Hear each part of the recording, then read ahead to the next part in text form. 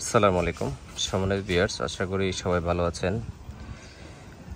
অনেকেই বলে থাকেন বা মানসিকভাবে অনেকের একটা থাকে যে একটা ইঞ্জিনিয়ার সাইডে আনলে একটা টাকা পয়সা দেওয়া লাগে বা আমাদের কী লাভ বা না আনলে কী হয়।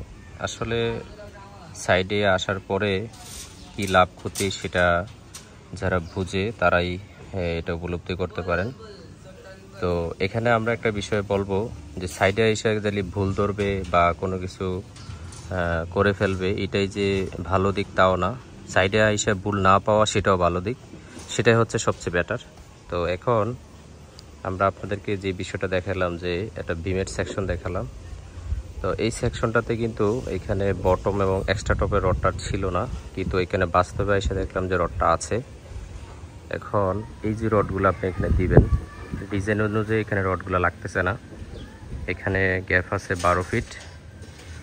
এই রডটা হচ্ছে ওয়েস্টেজ, অর্থাৎ আজকে আপনার ভিডিওতে যা বোঝাবো লাভ ক্ষতিটা বোঝাবো। মালিক পক্ষের অনেকেই আছেন লাভ ক্ষতি বুঝেন না, অর্থাৎ মনে করেন যে বিল্ডিংয়ে মনে হয় বেশি সিমেন্ট রড দিলেই লাভ, আবার কম দিলেও যে লস সেটাও আপনাকে বুঝতে হবে। অর্থাৎ লাভ ক্ষতি দোনোটাই আপনাকে বহন করতে হবে। তো এইখানে যে বড় স্প্যানটা ছিল 17 ফিটের, এই স্প্যানটাতে কিন্তু টপ বটম ছিল। আমরা ডিজাইনও দেখলাম। যারা ড্রয়িং বুঝেন, অনেক মিস্ত্রি ভাই কল দেন ড্রয়িং বোঝার জন্য। আসলে দূর থেকে ড্রয়িং বোঝানো সম্ভব না।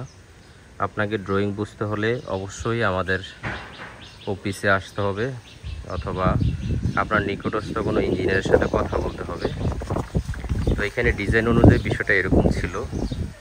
আমরা আজকে আপনাদেরকে মূল বিষয় হচ্ছে ড্রয়িং অনুযায়ী কাজ হওয়া না হওয়ার বিষয়ে কথা বলা এবং ইঞ্জিনিয়ার দিয়ে যে ভিজিট করলেন সেটার লাভ ক্ষতিটা বোঝানো।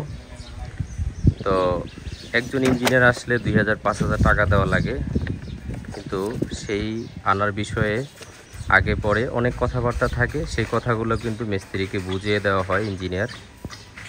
আমরা সারা বাংলাদেশে কিন্তু ড্রয়িং ডিজাইন সুপারভিশনের কাজটা করে থাকি।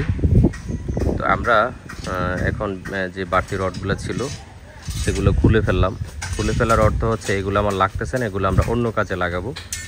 তো অনেক সময় দেখা যায় মালিক পক্ষকে এই কথাটা বললে ওনারা বলে ঢালাই দিয়ে দেখ বা এটা আর খোলা লাগবে না। আসলে যেখানে আপনি বিল্ডিংয়ে অতিরিক্ত দিলেও কোনো লাভ নেই, কম দিলে লস। তো লাভ ক্ষতি বা আপনি কম বেশি করলে দুটোই বিল্ডিংয়ের জন্য ক্ষতি হয়। অর্থাৎ আপনি বেশি করে দিয়ে রাখলে যে এটা বিল্ডিংটা মজবুত হয়ে যাচ্ছে, বিষয়টা এরকম না। এইখানে আপনি যত বেশি দিচ্ছেন পরিমাণের যে লোড বাড়তেছে সেটা আপনাকে মাথায় রাখতে হবে। আর বিল্ডিংয়ের কস্টিংয়ের ক্ষেত্রে আপনি একটু যদি সচেতন হন, অল্প অল্প করে খরচ বেড়ে গেলে একটা সময় অনেক টাকা খরচ বেড়ে যাবে। এবং যদি আপনি কোনো জায়গায় গ্যাপ হয়, এই সামান্য গ্যাপের কারণে বিল্ডিংয়ের অনেক বড় ক্ষতি হয়ে যাবে। যাই হোক, আশা করি আপনারা বিষয়টা বুঝতে পেরেছেন।